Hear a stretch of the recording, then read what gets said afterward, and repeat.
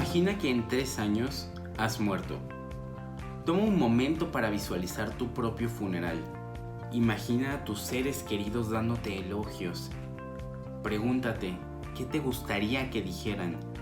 ¿Cómo qué tipo de persona te gustaría que te recordaran? ¿Por qué te gustaría que te recordaran? Muchos desperdician su tiempo trabajando en metas que no les importan realmente, porque jamás se detuvieron a pensar en qué es lo que sí les importaba realmente. No entienden la diferencia entre ser eficiente y ser efectivo. Bienvenidos a De Emprende. Soy Juan Carlos Arteaga y me complace poderte acompañar otro sábado más en una nueva emisión. El día de hoy vamos a hablar sobre los 7 hábitos de la gente altamente efectiva. Este podcast va a estar dividido en 2 partes y en este episodio vamos a iniciar, como siempre, con las bases. Primero con lo primero. ¿Sabes cuál es la diferencia entre algo urgente y algo importante? ¿Cuáles son aquellas cosas que le dan sentido a tu vida? ¿Por qué las personas exitosas llevan su propio clima consigo mismos? ¿Sabes cuál es la diferencia entre ser reactivo y proactivo? En este episodio hablaremos al respecto y cuando termines de escucharlo vas a aprender a ser proactivo y tomar control de tu propio destino. Vas a darte cuenta de la importancia de iniciar cualquier cosa con un fin en mente y sabrás poner primero lo primero. Además, te voy a revelar un superpoder que todos los humanos tenemos, pero que menos del 5% usa. Bienvenido. El día de hoy vamos a hablar, por supuesto, de los 7 hábitos de la gente altamente efectiva. Es un librazo legendario. Stephen Covey, él fue un profesor, autor, religioso americano. Ha escrito muchísimos libros de autoayuda. Ya platicamos en el segundo episodio de una de sus obras también, Primero lo Primero. Y de hecho, Primero lo Primero, libro del cual ya hablamos, te invito a escuchar ese episodio porque se complementa con este. Se relaciona, como te digo. De hecho, poner primero lo primero es uno de los 7 hábitos que nos propone Stephen Covey. Entonces vamos a estudiar al respecto. Según la revista Time, como ya te conté la vez pasada, Stephen Covey es uno de los 25 estadounidenses más influyentes. Y bueno, fue una leyenda, es una persona que dejó realmente un legado en todos los temas de productividad y sobre todo de efectividad. Y el día de hoy vamos a platicar acerca de su obra más famosa y, en mi parecer, la obra que ha escrito con más valor. Y es que todos queremos ser más efectivos en la vida. Quizás desees lograr más en tu trabajo. A lo mejor si tienes una pareja, pues quieres tener más éxito en tu relación. Ser una pareja más amorosa, más comprometida. Pero sea lo que sea que quieras cambiar, tienes que empezarlo por ti mismo. Solo lo puedes lograr si cambias tú mismo. Y la forma más segura de alcanzar un cambio en ti mismo, que dure realmente, es una sola: desarrollando mejores hábitos. Nuestra vida se define por ellos, no solamente por cómo actuamos, sino por quiénes somos. Los hábitos tienen un gran impacto en esta cuestión, nos definen realmente, definen nuestro carácter y al final es como la gravedad. Nuestros hábitos jalan nuestro comportamiento hacia cierta dirección. Esto es algo muy cierto. Ya platicamos sobre esto en Atomic Habits. Y es que los hábitos no solamente definen la forma en la que nos comportamos, sino nuestro carácter completo. Somos lo que nuestros hábitos nos hacen ser. Y si alguna vez has intentado viajar por las calles de una ciudad extranjera, digamos que te vas de road trip a un lugar que no conoces. Si has intentado viajar, pues sabes que un mapa es muy útil. Hoy en día pues utilizamos GPS, ¿no? Ya existe Google Maps. Pero precisamente Google Maps es un mapa. Es muy útil. Y cuando estás navegando el mundo que te rodea, todos tus alrededores, es la misma idea. Pero en vez de que sea un mapa que tenga calles y direcciones, estás usando tus paradigmas. ¿Qué es un paradigma? Es la forma subjetiva en la que cada uno de nosotros percibimos y entendemos al mundo. En realidad, no existe la objetividad. Absolutamente nadie, ni un solo humano en la faz de la Tierra es objetivo. Punto. Eso no se puede discutir. Porque todo nuestro entendimiento es alterado por nuestros paradigmas. Por ejemplo, si tienes un paradigma negativo y tú te pierdes en esta ciudad, recordemos que te acabo de decir que estás en una ciudad nueva. No tienes un mapa. Entonces estás perdido. Si eres una persona con un paradigma negativo, pues vas a decir, qué desperdicio de tiempo. Te frustras, incluso dejas que te ponga de mal humor. Sin embargo, alguien con un paradigma más positivo puede tomarlo como una aventura, ¿no? Algo divertidísimo, una oportunidad que se les presentó que ni siquiera ellos mismos hubieran podido planear. Pues no puedes planear perderte, entonces tienes la oportunidad, aprovéchala, caray. Cambiar nuestros paradigmas es clave para hacer cambios duraderos en nuestra vida. ¿Por qué? Muy sencillo. Nuestros paradigmas están en el núcleo de nuestro carácter. Quiénes somos y cómo nos comportamos está estrictamente definido por nuestros paradigmas. Es por eso que tienes que reconocer y monitorear, porque hay veces que ni siquiera te das cuenta. Es como si trajeras un par de lentes.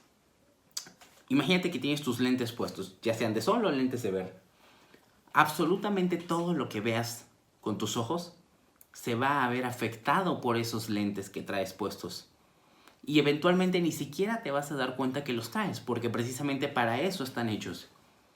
Imagínate que tu paradigma son esos lentes y afectan todo lo que estás viendo, todo lo que te rodea, todo tu entorno, todas las personas que conviven contigo, se ven afectadas. Las percibes de una manera distinta, precisamente con tus paradigmas. Y puede que ni siquiera te estés dando cuenta. Es por eso que es tan importante que los reconozcas y los monitorees. Fíjate, el autor Stephen Covey nos da un ejemplo de cómo cambió uno de sus paradigmas de una forma muy drástica. En una de sus conferencias contaba que era sábado, domingo por la mañana. Él iba en el metro de Nueva York. Como tú sabes, Nueva York es una ciudad acaudaladísima. Pero generalmente en fines de semana, en la mañana, pues el metro está bastante tranquilo. El vagón del metro se encontraba lleno de paz. La gente leía, estaba descansando con los ojos cerrados. Y de repente en la siguiente estación entra un señor con sus hijos. La escena cambió inmediatamente. Los niños comenzaron a gritar, estaban aventando cosas, estaban molestando a la gente que venía dentro del vagón. Pasó una estación y los niños seguían igual. Pasaron dos y los niños seguían igual.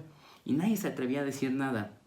Entonces, Stephen Covey volteó y vio que el papá estaba sentadito, recostado en el asiento, cerrando los ojos. Mientras sus hijos acababan con toda la paz que había dentro de esa estación, de ese vagón. Y él simplemente estaba indiferente.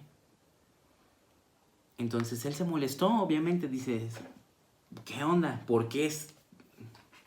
Él se molestó, obviamente.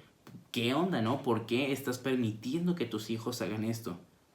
Entonces Stephen le dijo, oye, ¿puedes por favor controlar a tus niños? Y el papá le respondió algo que cambió completamente el paradigma que el autor tenía. Él le respondió con una tranquilidad que a lo mejor sí debería de controlarlos, pero que ellos venían del hospital. La madre de los niños había muerto hace poco menos de 1 hora y que los niños estaban en shock. Y que de hecho él también estaba en shock, no sabía cómo reaccionar. ¡Wow! Te cambia completamente el paradigma, porque obviamente en vez de sentirte irritado, pues tienes ganas de ayudar, sientes compasión, entiendes. Es por eso que la empatía es la base de cualquier relación humana. Y no es tan fácil cambiar de paradigma. Aquí fue algo rapidísimo, pero la mayoría de las veces no es así de rápido. Sin embargo, sí es así de profundo. Los paradigmas cambian completamente la forma en la que ves el mundo. y los más efectivos siempre tienen una relación con principios universales mucho más grandes. ¿Qué son los principios universales? Justicia, honestidad, integridad. Porque la mayoría de la gente coincide que estos principios son buenos. La mayoría piensa que la justicia es correcta. La mayoría piensa que ser honesto es lo correcto y es lo que se tiene por hecho. Por lo tanto, tu paradigma tiene que estar apegado a eso.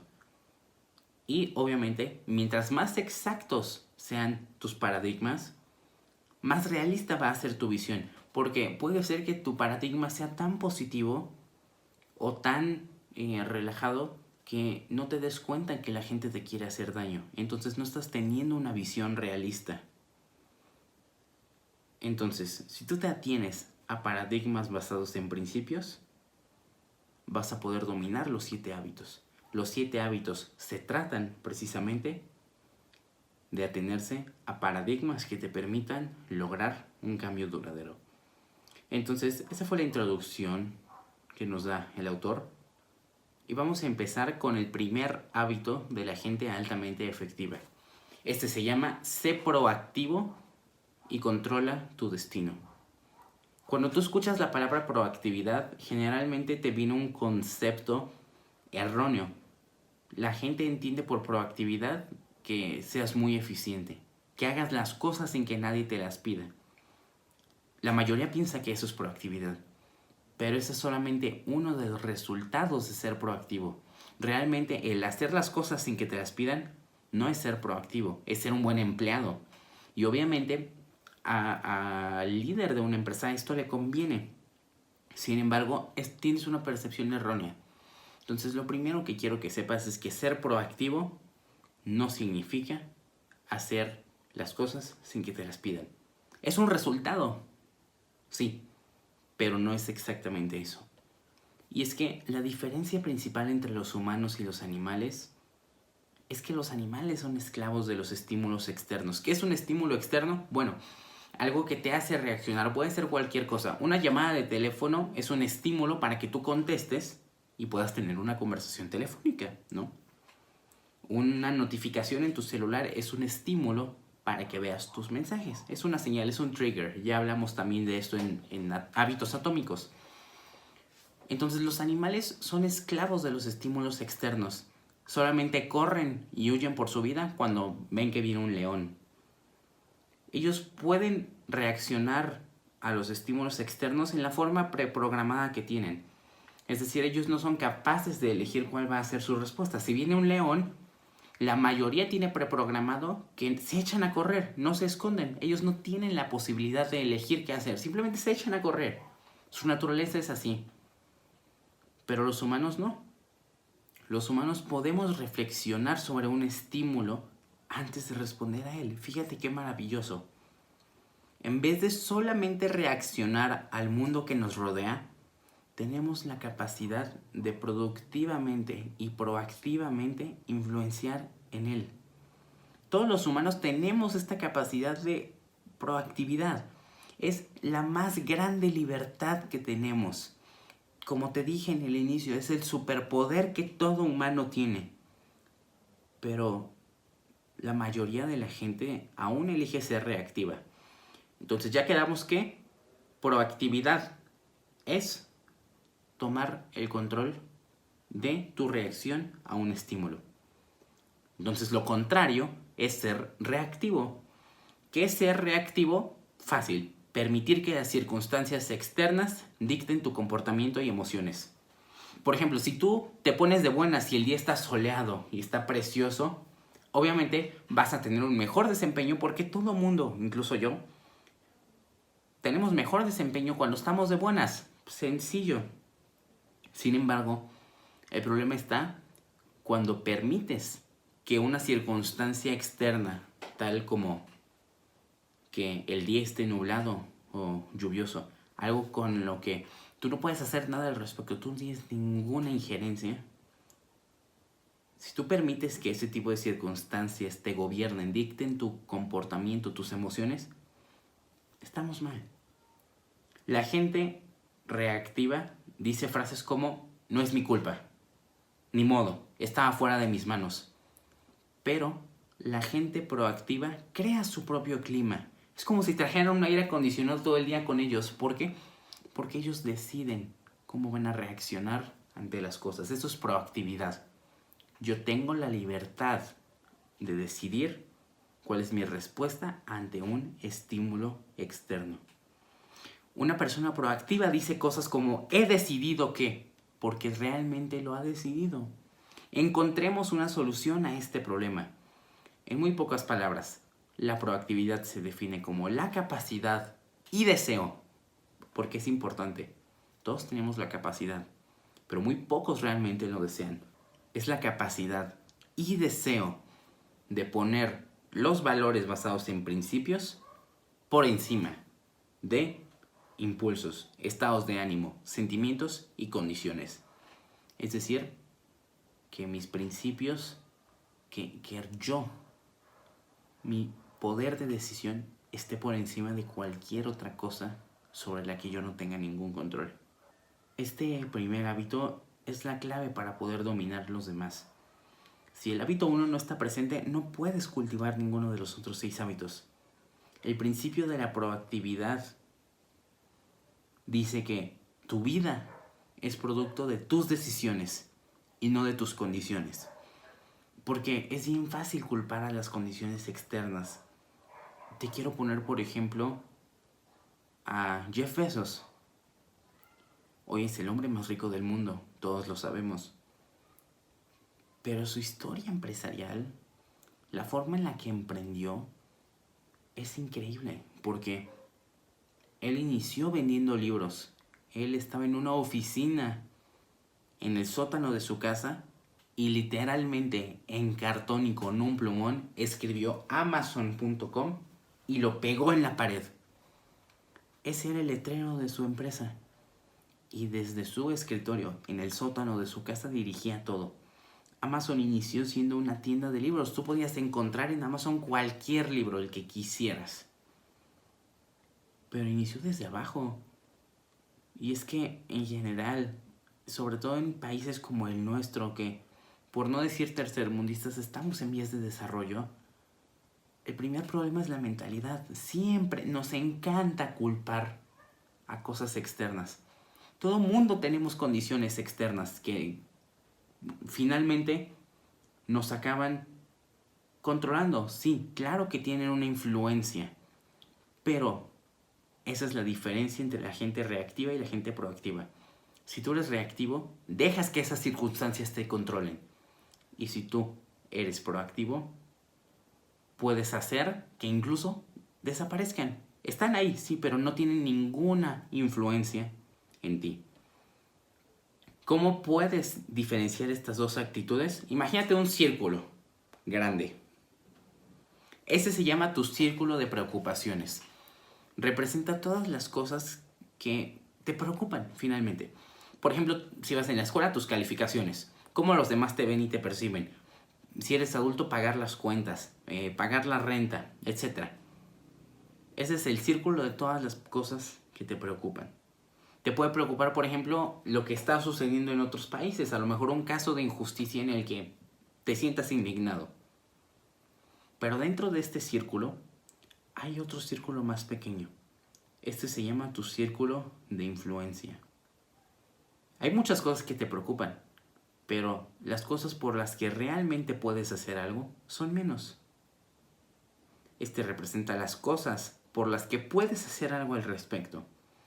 Y la gente proactiva se enfoca en su círculo de influencia. Elige deliberadamente trabajar en las cosas en las que tiene injerencia. Porque no tiene ningún sentido ponerte a intentar cambiar, por ejemplo, la forma en la que piensa el presidente de los Estados Unidos, yo estando aquí en mi oficina desde México. No puedo hacer nada.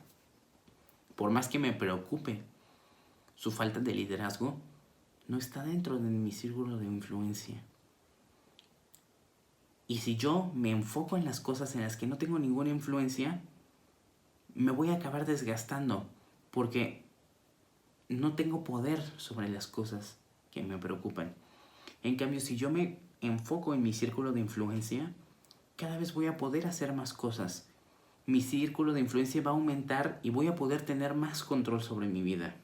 Y precisamente platicando, como estábamos viendo, de las condiciones externas, fíjate, Viktor Frankl, ya habíamos platicado de él también en Primero lo Primero, pero él es un psicólogo alemán. Él fue un psicólogo. Durante la Segunda Guerra Mundial, él fue encerrado por los nazis.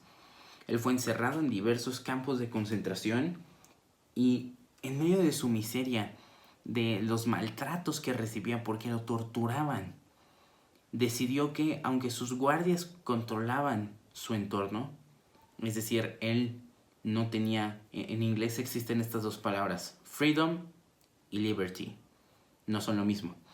Liberty se trata de tu entorno, de las condiciones que te rodean. Y tu freedom es tu libertad interna. Sus guardias controlaban su liberty, es decir, su entorno. Sin embargo, él era brillante y fue capaz de escoger cómo reaccionar a esas circunstancias. Porque te digo, incluso aunque lo estaban torturando, incluso que veía que mataban a sus familiares, él era libre de escoger cómo responder. Esto es a lo que él llamó la última libertad humana. La última libertad humana. Su mente era tan poderosa y él era una persona tan fuerte que en vez de pensar, estoy fregado, mi vida no sirve para nada, ¿por qué me están haciendo esto? ¿Yo qué hice para merecer esto? Como la mayoría de la gente mediocre piensa, él decía, ok, esto va a pasar. Su mente le permitía visualizarse en el futuro. Él se veía viviendo días más felices, enseñándole a sus alumnos, ya dando clase cuando todo hubiera acabado, enseñando lo que aprendió en los campos de concentración. Él veía esto como una oportunidad de aprender. Su libertad existía entre esa pequeña separación entre el estímulo y su respuesta. Aquí en medio, este es el estímulo, esta es la respuesta. Aquí en medio existe tu última libertad humana. La libertad que tienes para decidir cómo vas a reaccionar. No eres un animal, tú tienes conciencia. Tienes el poder de decidir qué pasa entre un estímulo y tu respuesta a él. ¿Sabes qué fue lo que sucedió con Víctor? Él era un hombre libre. Aunque lo tenían encerrado en campos de concentración y lo torturaban a diario, él era un hombre libre. Él se adueñó de su reacción a los estímulos y nadie se la podía quitar, aunque le siguieran pegando. Él nutrió tanto su libertad que con una pequeña chispa que inicia un gran fuego, empezó a contagiar a todos sus compañeros, a sus seres queridos. Incluso algunos guardias se vieron inspirados por él. Imagínate. Tú también puedes hacer esto. El poder más grande que todo ser humano tiene es el de poder decidir su respuesta a situaciones en las que no tienes ningún control.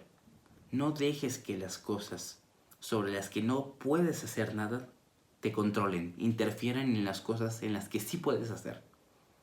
No te dejes abrumar por lo que no tienes. Por ejemplo, determinismo genético. Muchos se quejan porque sus abuelos les heredaron diabetes. Ok, bueno, sí, es un factor que influye, pero aunque sí existe una predisposición, y aunque esas condiciones justifiquen que tú tengas diabetes, es un ejemplo muy burdo, siempre tienes la posibilidad de elegir cómo reaccionar. El hecho de que seas propenso a tener diabetes no significa que vas a tener diabetes. ¿Qué significa? Bueno, que tú tienes dos opciones: seguir tu estilo de vida actual y eventualmente enfermarte, o cambiar completamente, cambiar tus hábitos, cambiar la forma en la que te alimentas para que simplemente ni siquiera exista el riesgo de que te enfermes. También existe, por ejemplo, el determinismo psíquico. Lo que tus papás te heredaron, cómo te educaron, cómo te criaron, cuáles son tus creencias. La forma en la que fuiste tratado de pequeño, claro que influye en ti. Pero tú sigues teniendo esa libertad de escoger cómo vas a reaccionar. Y por último, tu determinismo ambiental. Lo que tus amigos te dicen, lo que tu pareja te impone, tu jefe, la cultura en general. Sí existe una opresión por la cultura, claro que la hay. Pero la gente proactiva lleva su propio aire acondicionado con ellos en todo momento. Acuérdate, aunque todo mundo tenga influencia en ti, aunque exista tanto que pueda afectarte, tú sigues teniendo la libertad de elegir cómo reaccionar, incluso en el peor escenario que te puedas imaginar. ¿Cómo resumimos el primer hábito? ¿Ya te diste cuenta que ser proactivo no se trata solamente de hacer las cosas sin que te las pidan, sino de realmente tú decidir hacerlas? De que entre el estímulo y la respuesta, tú elijas. ¿Cómo puedes aplicar este primer hábito de una forma práctica? Piensa. Antes de reaccionar, antes de hacer una acción, tómate un momento para pensar. Determina cuál va a ser tu respuesta. Así vas a lograr tu libertad, porque para ejercer tu libertad tienes que ser una figura de transición. Por ejemplo, si vienes de una familia conservadora, de una familia rígida, y eso es algo que a ti nunca te gustó, pues trabaja en ello, encárgate de que no vas a criar así a tus hijos. Si no te gustó que tus papás fueran conservadores contigo, bueno, tú no vas a ser un padre así para tus hijos. En la empresa, por ejemplo, si tu jefe te trata mal, te humilla, te hace sentir mal, tú no trates así a tus subordinados. Hay gente, por ejemplo, que se siente tan poderosa chasqueándole y tratando mal a los meseros, a la gente de limpieza. Pero ¿sabes por qué es? Porque es el único lugar en el que lo pueden hacer. Porque tienen un jefe que los reprime. Y ellos tienen esa necesidad de reprimir a alguien más. Porque son tan miserables que tienen ese contenedor de miseria lleno de lo mal que lo tratan los demás. Y en vez de cambiar la cultura y de hacer algo distinto, caen en lo mismo. Y obviamente no se lo guardan, y todo eso que llevan dentro que hace daño, lo vierten en alguien más. Y se repite el ciclo. Es el ciclo de la miseria, de la gente miserable. Trata bien a los demás, por Dios. Todos somos humanos. Nadie eligió las condiciones en las que nacer. Tú no elegiste nacer blanco, nacer moreno, nacer asiático, nacer mexicano. No elegiste nacer rico, nacer pobre, nacer en clase media. Sí, puedes aprovechar, porque claro que existe una ventaja. Obviamente, si tú naces teniendo dinero, es una ventaja. Pero eso no significa que necesites nacer teniendo dinero para construir algo. Eso tampoco significa que una persona que tenga más dinero valga más. Por Dios, todos somos humanos, venimos del mismo lugar. Querámonos, caray. Así será como vas a lograr tu libertad. Sé un agente de cambio, sé esa figura de transición. Si algo no te gusta, cambia, inicia contigo mismo. A partir de hoy, por ejemplo, si tienes un jefe que detestas porque te trata mal, porque cada vez que hablas con él te hace sentir tanta repulsión, te hace sentir tan mal, caray, empieza a tratar a tus empleados de una forma diferente. No seas igual, no viertas todo ese resentimiento que tienes adentro. No lo viertas en ellos, porque si tú lo viertes en ellos, ellos después lo van a vertir en alguien más. Vuélvete libre, no seas esclavo del resentimiento. Sé proactivo y controla tu propio destino. Ese es el hábito número 1. Vamos con el 2. Inicia con un fin en mente. Nadie te enseña sobre ti mismo. Nadie te dice cuál es tu visión en la vida, porque es algo muy tuyo. Tú eres el guardián de tu identidad, tú eres el guardián de tu futuro. Y ya vimos que el hábito 1 dice que tú tienes la libertad de escoger. Es decir, tú eres el programador Tú eres el programador. Tú eres el escritor de tu propia historia. La mejor manera de predecir tu futuro es creándolo. Ya lo vimos. Tú creas tus propias condiciones. Tenlo claro. Pero el hábito 2 se trata de decidir el propósito de tu vida. Y cada decisión que tomes tiene que corresponder con tu propósito. Si eres el programador, escribe el programa. Si eres el escritor de tu propia vida, escribe la historia. No dejes que alguien más la escriba. Si defines un propósito, cada decisión tiene que gobernar las acciones que tomes para llegar al fin esperado. Por ejemplo, las grandes organizaciones y empresas ya multinacionales que han escalado y que tienen presencia en todos los países del mundo. ¿Sabes por qué están tan divididos entre ellos? Por ejemplo, el equipo de marketing, el equipo de operaciones, el de ventas, el no se llevan entre sí. ¿Sabes por qué es? No tienen una visión homogénea, cada quien tiene su objetivo. No tienen un objetivo común, no logran hacer sinergia. Entonces, como te dije, si tú traes unos lentes puestos, todo lo que tus ojos ven se ve afectado por esos lentes. Y eventualmente no te vas a dar cuenta. Los paradigmas son cosas que asumimos, no los cuestionas porque así son las cosas simplemente. Los lentes con los que miras gobiernan cómo ves todo. Si tú pones tu objetivo más grande en el centro de todo, enfrente de ti y lo tienes presente, vas a poder evaluar a todo lo demás y eso va a afectar. Por ejemplo, si tú pones a tu trabajo en el centro, es decir, tu trabajo es lo más importante de tu vida, todas tus relaciones, todos tus objetivos cambian y giran en torno a ello. Por ejemplo, si tú eres un vendedor y pones tu trabajo en el centro, pues todas tus relaciones, o sea, todas las personas a las que conoces las vas a ver como clientes o como contactos. En el mejor de los casos, ¿eh? Porque si no, a todo mundo le vas a querer vender. Y por ejemplo, si tú estás tan enfocado en vender, de repente llega tu nieto y te da un abrazo y te dice que juegas con él, pues lo vas a ver como una distracción. ¿Por qué? Tu trabajo está en el centro. Esa cosa es la que tienes ahí enfrente y es lo más importante para ti. Si tú tienes a tu familia en el centro, por ejemplo, vas a poder ver al trabajo como un medio para cuidar y proveer a tu familia. Pero nunca te cuestionas el par de lentes que traes puestos, ni siquiera te das cuenta. Tienes que poder notar, poder identificar cómo estás viendo la vida. Y este centro que tienes que tener se llama principios, tus principios. Principios que no cambien, que rijan tu vida, que cada decisión que tomes esté basada en ellos. Y es que cada que haces algo, lo haces 2 veces.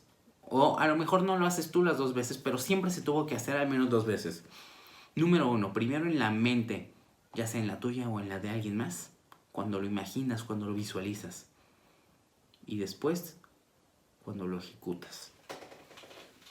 Y como te dije, si tú no planeas, la planeación la va a hacer alguien más. Eso significa que estás dejando que alguien más sueñe con lo que tú vas a crear para él. Estás dejando que alguien más sueñe con lo que tú vas a crear. Por ejemplo, si tú construyes una casa, pues contratas a un arquitecto. Le dices, a ver, quiero tantos cuartos, tantos baños. Quiero este tipo de casa. Tenemos tanto terreno.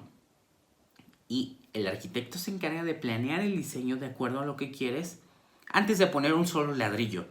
No se ha puesto un solo ladrillo antes de que se pueda hacer este diseño y tú lo apruebes. Porque imagínate si no lo hicieras y nada más empiezas a construir así. Por ejemplo, ¿qué tal si a los albañiles se les olvida dejar el espacio para las escaleras? Y chin, ahora hay que demoler para poder poner escaleras para que llegues al segundo piso.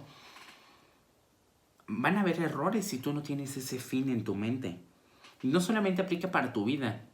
Aplica también, por ejemplo, para cualquier cosa que hagas en realidad. Si tú no tienes un plan, van a haber errores costosos. Como te dije, por ejemplo, el olvidar dejar espacio para las escaleras. Pero si tú tienes en tu mente el fin deseado antes de iniciar cualquier tarea, vas a poder cambiar y evitar todo esto. Porque mientras más exacta y realista sea la imagen mental de tu acción, mejor será la ejecución y por lo tanto los resultados. ¿Qué quieres hacer? ¿Y por qué lo estás haciendo? ¿Quieres iniciar una nueva empresa? Ok, perfecto. ¿Por qué?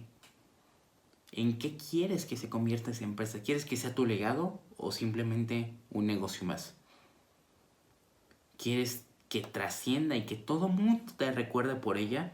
¿O simplemente lo estás haciendo para subsistir? Que también es válido, no tiene absolutamente nada de malo. Pero Si tú no tienes claro desde un inicio cuál es el resultado final que quieres que exista, no vas a poder tomar las decisiones adecuadas.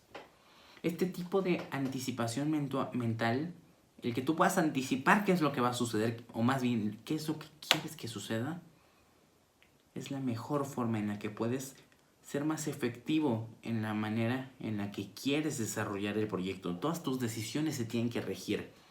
Tiene que ser el propósito que gobierne, es tu propósito gobernante. ¿Qué quieres hacer? ¿Por qué estás haciéndolo? ¿Cuál es la razón? Y esto puede trascender desde un proyecto pequeño hasta toda tu vida, tu proyecto de vida.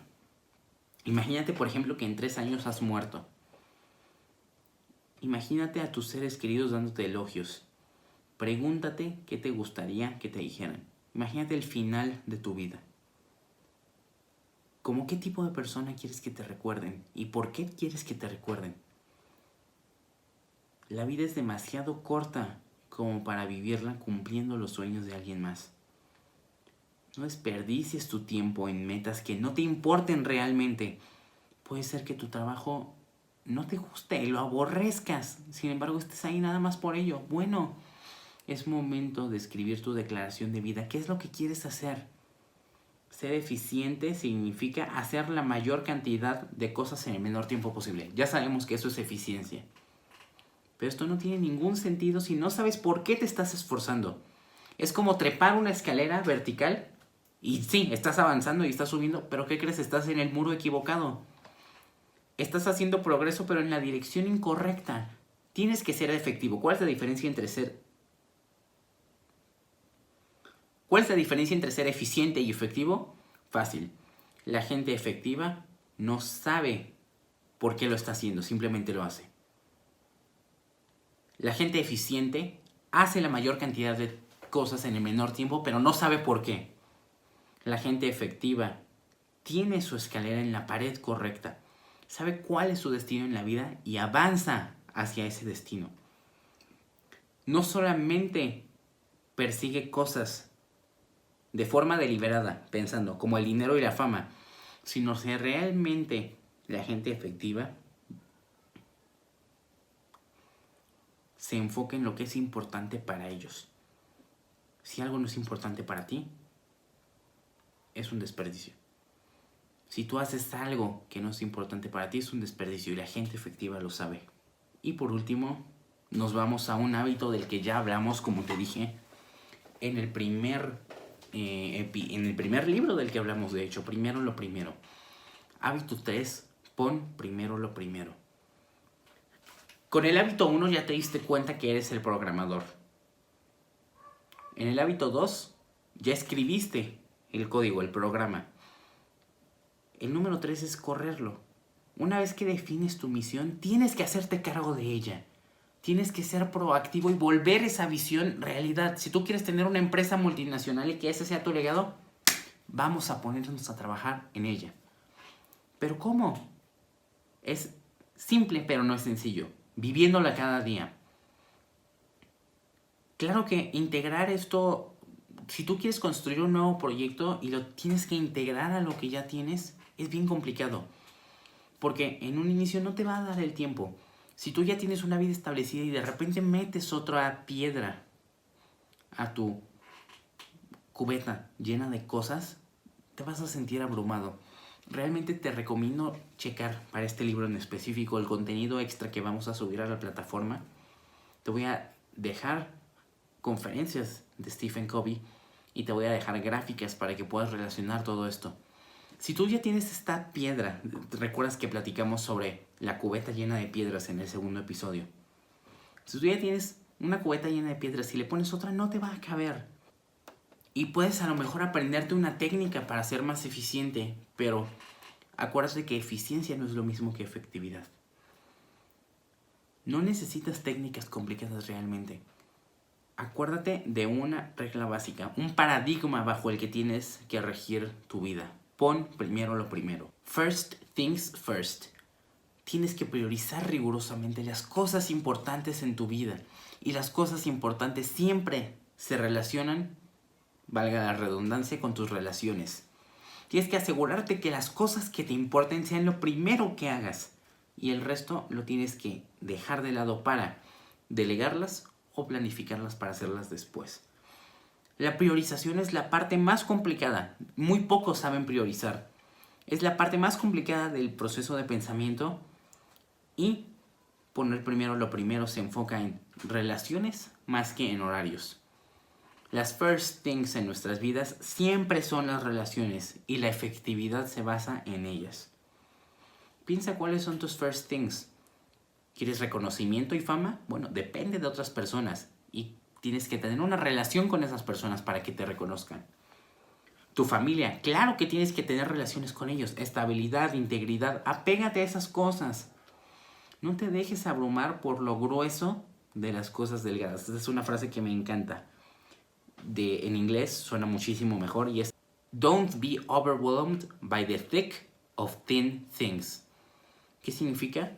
No te dejes abrumar, no te abrumes por lo grueso de las cosas delgadas.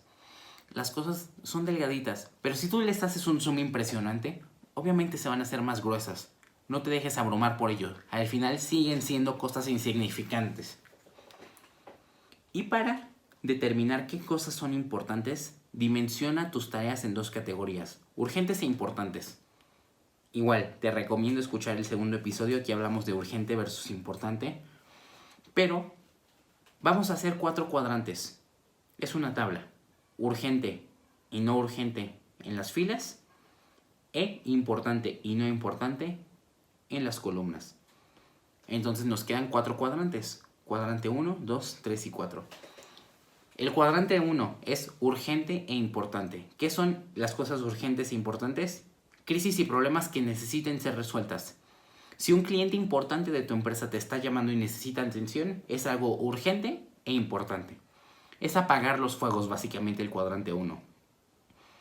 Pero somos adictos a la urgencia y nunca le prestamos atención a lo no urgente. Y lo no urgente es lo más importante. Cuadrante número 2. No urgente, pero importante. Son cosas que son importantes, pero que no hay ninguna urgencia. Generalmente se trata de prevención, preparación, planeación, construir a futuro. Por ejemplo, afilar el hacha, el cual es el último hábito, y el desarrollo personal están aquí. El lugar en donde se hace el liderazgo es en el cuadrante 2. Es importante, pero no es urgente. Cuadrante 3. Urgente, pero no importante. Por ejemplo, estás trabajando en algo y de repente te entra una llamada. No es importante, pero sí es urgente porque en ese momento está sonando. Y cuadrante número 4. No urgente y no importante. Es decir, un mero desperdicio de tiempo. El cuadrante en el que más te tienes que enfocar es en el número 2. El cuadrante 2 tiene las acciones que van a tener un impacto enormemente positivo en tu vida. Cuando tú trabajas lo suficiente en el segundo cuadrante, es decir, importante pero no urgente, vas a encontrar muchas menos crisis en el cuadro número 1 porque tu círculo de influencia estará creciendo, vas a tener más cosas bajo control. Pero muchos no entienden la importancia del cuadrante 2. Por ejemplo, hace poquito estuve platicando con un par de colegas que se dedican a administrar un centro comercial. Sobre todo ahorita que estamos en tiempo de crisis, no tienen tiempo y están trabajando el triple porque se tienen que enfocar en que los dueños de las tiendas, de los negocios, que los renteros les sigan pagando, porque finalmente si el centro comercial no recibe el dinero de renta, se muere el negocio, el centro comercial muere. Pero en vez de enfocarse en hablar con los dueños de las tiendas, dialogar con ellos, tener una relación con ellos, simplemente se ponían a trabajar en otras cosas que ellos consideraban más importantes. Pero realmente no eran más importantes, simplemente eran más urgentes. Reportes, llamadas, y ahorita, por ejemplo, incluso tuvieron que meter demandas para la gente que no les estaba pagando. Y no se daban cuenta que realmente estaban deteriorando, estaban mandando al caño su relación con sus renteros, que finalmente eran sus clientes. Si no hay tiendas, no existe el centro comercial.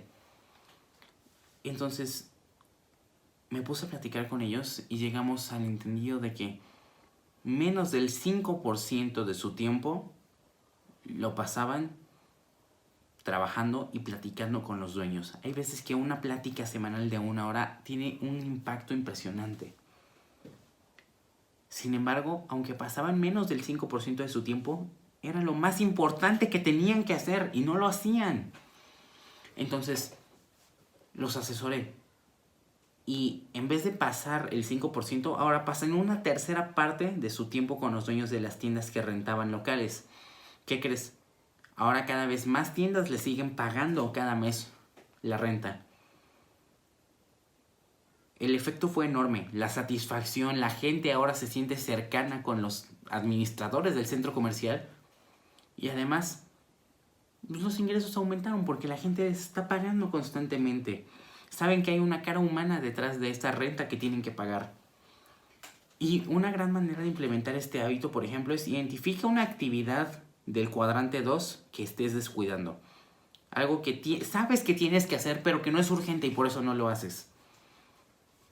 Identifica una actividad que tendría un gran impacto si la hicieras bien y comprométete, por escrito, a hacerla más frecuentemente.